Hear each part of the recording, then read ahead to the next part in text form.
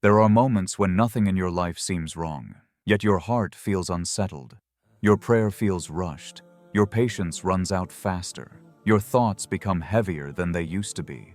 This doesn't happen suddenly, and it doesn't happen without reason. This is often how Shaytan begins, not by pulling you away all at once, but by quietly playing with your heart. Stay with me, because once you recognize these signs, you take back control. It never starts with something big. Shaytan does not approach a believing heart with something that looks obviously wrong, because he knows that faith would immediately reject it. He approaches with things that feel familiar, reasonable, and easy to justify, slowly blending into your daily life until you stop noticing his presence altogether. At first, nothing seems broken. You are still doing what you have always done. You still believe, you still care, and you still want to stay close to Allah. The change begins in subtle ways that feel harmless in the moment, like delaying a prayer because you tell yourself you will focus better later, or rushing through remembrance because your mind feels busy and tired. These small changes do not feel dangerous, which is exactly why they are effective. Shaytan is patient, and he understands that hearts do not collapse suddenly. They drift when awareness weakens and when small compromises begin to feel normal. What once felt uncomfortable starts to feel acceptable, and what once felt heavy on the conscience begins to feel light. You start explaining these changes to yourself in gentle ways. You tell yourself that life is overwhelming, that you will return when things calm down, that this phase will pass on its own. Sometimes these explanations are partly true, but Shaytan hides within them, quietly encouraging delay instead of return and comfort instead of correction. Over time, consistency weakens not because faith has left your heart, but because attention has. You are no longer fully present in what once grounded you, and when presence fades, influence increases. Shaytan does not need to pull you far away when he can simply make you drift without realizing it. This is how the distance begins, not with rebellion, but with neglect that feels justified, not with rejection, but with postponement. And the danger of this stage is not that it feels wrong, but that it feels normal. The one who notices this early is not failing. They are being protected. Awareness at this stage is a mercy because what is noticed can be corrected, and what is corrected never has the chance to grow into something heavier. When the mind becomes the battlefield. Once Shaytan has quietly loosened your consistency, he shifts his focus to the place that controls everything else, the mind. He knows that when thoughts become unstable, the heart follows, and when the heart becomes tired, even strong faith begins to feel heavy. This stage does not arrive with chaos. It arrives with overthinking that feels endless and questions that never seem to settle. Your mind begins replaying moments from the past, conversations that are already over, mistakes that Allah has already forgiven, but you keep punishing yourself for. Thoughts repeat themselves until silence itself feels uncomfortable. You start imagining outcomes that have not happened and problems that may never come. Fear begins to whisper before trust has a chance to speak, and doubt interrupts peace before it can fully form. Even during moments of quiet, your mind feels restless, as if it is searching for something it cannot name. Shaytan loves this stage because confusion weakens clarity, and clarity is what strengthens reliance on Allah. When the mind is crowded, the heart struggles to feel calm, and when calm disappears, worship begins to feel like effort rather than relief. This is not because belief has weakened, but because mental pressure has increased. You may notice that you begin questioning your intentions more than necessary. You wonder if your prayers are accepted, if your repentance is sincere enough, if you are doing enough to deserve mercy. These thoughts do not push you to improve, they push you to hesitate, and hesitation is one of Shaytan's most effective tools. At this point, the struggle feels internal, invisible to everyone else, which makes it heavier. From the outside, you may appear normal, but inside your thoughts feel loud and unkind. Shaytan isolates the mind by making you believe that no one else feels this way, that you are uniquely broken, and that silence is safer than speaking. But this mental storm is not proof of distance from Allah. It is often proof that Shaytan has found a sensitive place and is pressing it repeatedly. A heart under attack feels tired, not faithless. A mind under pressure feels confused, not abandoned. The longer this stage goes unnoticed, the more exhausting it becomes. But the moment you recognize it, its power weakens. Awareness interrupts whispers, and naming the struggle brings light into a space that Shaytan prefers to keep dark. This is not the moment to withdraw. This is the moment to slow down, to return with honesty rather than perfection, and to remember that peace does not come from silencing every thought, but from placing trust where it belongs. When emotions lose their balance. After the mind has been exhausted with constant noise and confusion, Shaytan begins working on the emotions because emotions control reactions, and reactions shape actions. At this stage, nothing dramatic needs to happen in your life for you to feel unsettled because the imbalance is already inside. You may notice that your emotional responses change in ways you do not immediately recognize. Things that never bothered you before begin to irritate you. Words that were once easy to ignore now feel heavy and personal. Your patience shortens and your tolerance fades, not because your character has changed, but because your inner strength has been slowly drained. At times, you feel overwhelmed without a clear reason, carrying a weight you cannot explain to anyone. At other times, you feel strangely numb, disconnected from moments that should bring comfort or joy. This emotional swinging between heaviness and emptiness leaves the heart tired and unsure of itself. Shaytan takes advantage of this instability by whispering interpretations into your feelings.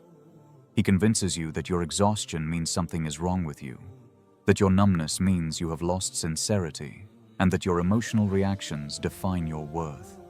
These whispers blur the line between temporary weakness and permanent identity. During this stage, you may start reacting before reflecting.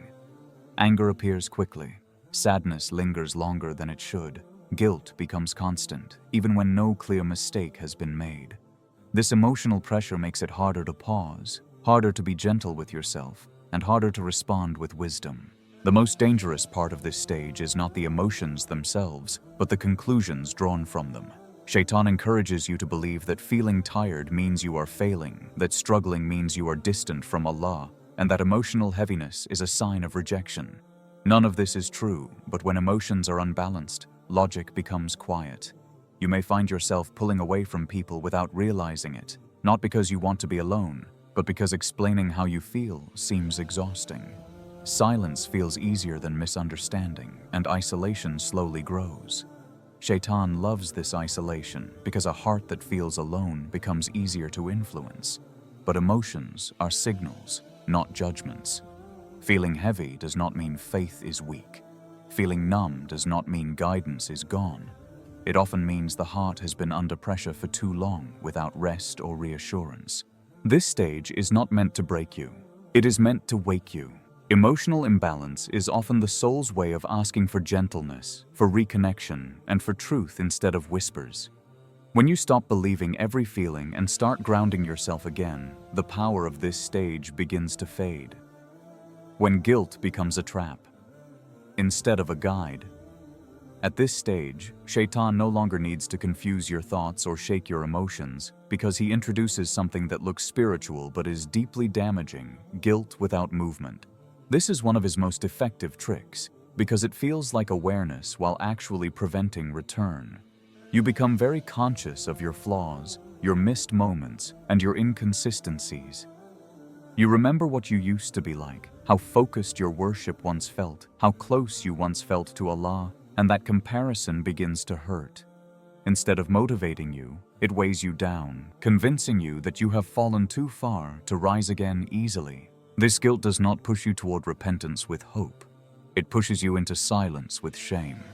You start believing that you need to fix yourself before returning, that you need to become better before you pray properly, and that you need to feel worthy before you speak to Allah again. Shaytan loves this delay because delay dressed as humility feels convincing. You begin replaying your shortcomings again and again, not to learn from them, but to punish yourself with them. The heart becomes tired of carrying regret, and when regret becomes constant, it loses its ability to inspire change. What was meant to soften the heart instead hardens it with despair. Shaytan whispers that if your repentance were sincere, you would not struggle again, that if your faith were strong, you would not feel this tired, and that if Allah were pleased with you, you would not feel so distant. These thoughts sound logical when the heart is heavy, but they are built on a lie because struggle has never been proof of rejection. This stage is especially dangerous because it feels religious. You appear humble, quiet, and self-critical, but inside you are slowly withdrawing from the very source that heals. Guilt without hope does not bring you closer to Allah, it convinces you to stay away, and staying away is exactly what Shaytan wants. The truth is that Allah does not ask you to return as a perfected version of yourself. He asks you to return as you are, aware, tired, and honest.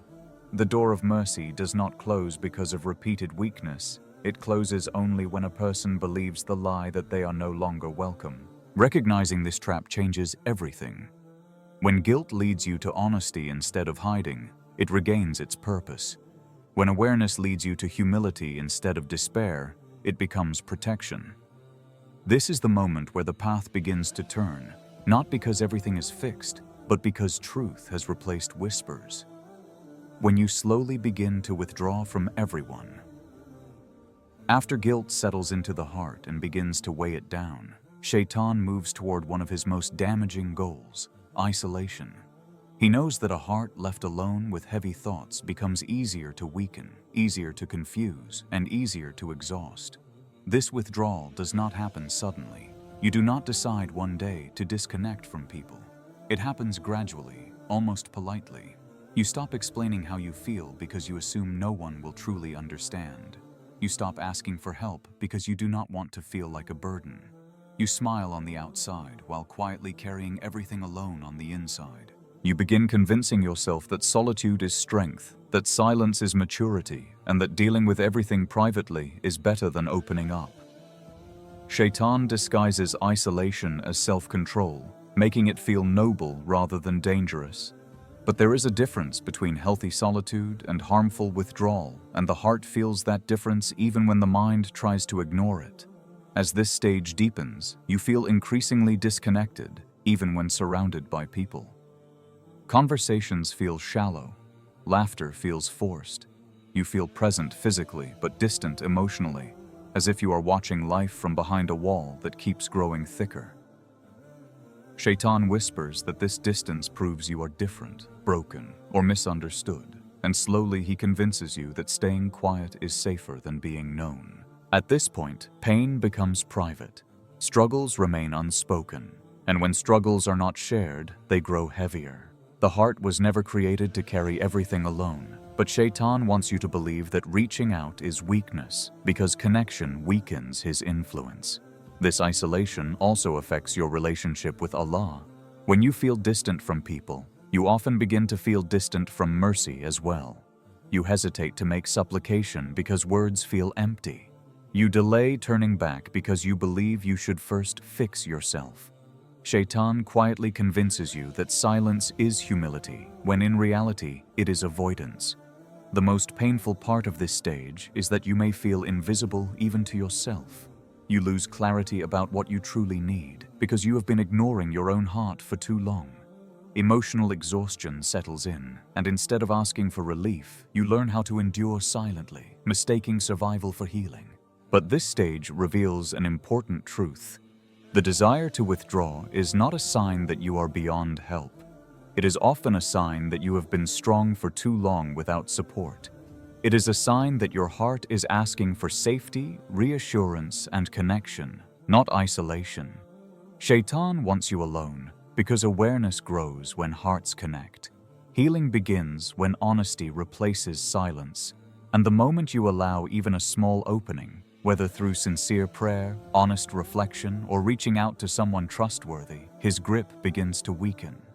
Isolation feels protective, but it slowly drains life from the heart. Reconnection, even when it feels uncomfortable, restores what Shaytan tries to steal. And realizing this is not weakness, it is the beginning of strength returning. When worship feels heavy and distance feels real. After isolation settles into the heart, one of the most painful changes begins to appear. Worship no longer feels like refuge, it feels like effort. You still believe, you still respect what is right, and you still want to stay connected, but something inside feels blocked. The sweetness that once brought calm now feels distant, and this creates a quiet fear that is hard to explain. You begin approaching prayer with heaviness instead of relief. You stand, bow, and speak the words, but your heart feels distracted and restless. Supplication feels forced, as if the words are reaching the air but not returning with comfort. Shaytan takes advantage of this feeling and whispers that if worship does not feel peaceful, then something must be wrong with you. This is one of his most convincing lies. He makes you believe that closeness to Allah is measured only by emotion, and when emotion fades, he suggests that connection has been lost. But worship was never meant to depend on feeling strong or inspired. It was meant to be an anchor during moments of weakness. Shaytan wants you to stop showing up during this stage because consistency without feeling threatens his influence. He whispers that you should wait until your heart feels better, until focus returns, until motivation comes back. But waiting only deepens the distance he wants to create. As this continues, you may begin comparing your current state to how you used to be. You remember moments when prayer felt alive, when remembrance felt light, and when your heart responded quickly. That comparison hurts, and Shaytan uses it to convince you that those days are gone, that you have changed, and that returning fully is no longer possible. What he hides from you is that Allah does not measure your closeness by how you feel, but by your willingness to return despite how you feel. Showing up when worship feels heavy is not a sign of distance, it is a sign of sincerity fighting through exhaustion. At this stage, even small acts matter deeply. A quiet prayer made with a tired heart, a simple remembrance spoken without energy, and a moment of honesty where you admit your weakness are all powerful. Shaytan fears these small returns more than dramatic acts because they rebuild connections slowly and steadily. This is also where healing begins to appear, not suddenly, but gently. The heart starts responding again, not with overwhelming emotion, but with subtle reassurance. Peace does not rush back, but pressure begins to loosen. You start realizing that Allah never moved away, and that what felt like distance was a test of persistence, not a sign of rejection. Worship at this stage becomes an act of trust rather than feeling. You pray not because it feels easy, but because you refuse to let Shaytan decide your relationship with Allah. And every time you choose return over retreat, his influence weakens, even if you do not feel it immediately. This stage is not about perfection, it is about presence, and presence, even when heavy, is enough to begin rebuilding what was shaken. The moment you take your heart back. This is the stage Shaytan fears the most, not because the struggle is gone, but because awareness has fully returned. You are no longer reacting blindly or questioning your worth in silence. You begin to see the pattern, the slow drift, the whispers, the delays, and the lies that were meant to weaken you without being noticed. Clarity does not arrive with noise. It arrives with calm. You stop fighting every thought and start grounding yourself again. You realize that not every feeling deserves belief, not every thought deserves attention, and not every moment of weakness defines who you are. This understanding alone removes much of Shaytan's power. At this point, something important changes in the way you speak to Allah. Your words become honest instead of polished. You stop trying to sound strong, and you simply admit where you are. This sincerity opens doors that perfection never could. You remember that Allah does not wait for you to be healed before welcoming you back. He meets you in the middle of your struggle. You also begin treating yourself with gentleness again. You stop measuring your worth by your lowest moments and start seeing them as signals, not sentences. Mistakes become lessons instead of labels. Weakness becomes a place of return instead of a reason to hide. Shaytan loses influence when shame is replaced by understanding. Gradually, the heart begins to feel safer, not suddenly joyful, but steady. You start noticing small moments of calm returning, not as an overwhelming wave, but as quiet reassurance.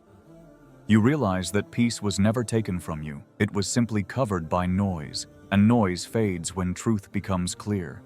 This stage is where you rebuild, not by doing everything at once, but by choosing consistency over intensity. You focus on small, steady steps that reconnect you without exhausting you. You learn that returning to Allah does not require dramatic change, only sincere direction. You also regain your sense of belonging. You no longer feel like an outsider to mercy. You remember that guidance is not reserved for the flawless. It is given to those who keep turning back, no matter how many times they stumble. Shaytan loses when you refuse to believe that you are beyond return. By the end of this journey, the struggle may not be completely gone, but its control is. You are no longer being played. You are aware, grounded, and connected again. And that awareness itself is a form of protection that Shaytan cannot undo. This is not the end of struggle, it is the end of confusion. It is the moment you stop letting whispers define your path and start letting truth guide your steps. And when truth leads, the heart always finds its way back to light. If this message touched something inside you, know that it was not accidental. Hearts do not recognize truth unless they are already being guided back to it. What you felt while listening was not weakness, it was awareness awakening. You were never abandoned. You were never too far. You were never unseen. Every moment of confusion, heaviness, and return was part of a journey meant to teach you how to protect your heart, not punish it. Shaytan's whispers only have power when they remain unnoticed, and now they no longer are. Return gently, not with pressure, not with fear, and not with perfection. Return with honesty, even if all you can offer is a tired heart and a quiet plea. That is enough. It has always been enough. Let this be a reminder you carry with you. When thoughts grow heavy, slow down. When guilt whispers, replace it with hope. When worship feels difficult, show up anyway. Light does not disappear, it waits. And if today was the day you recognized the signs, then today is also the day you took your heart back.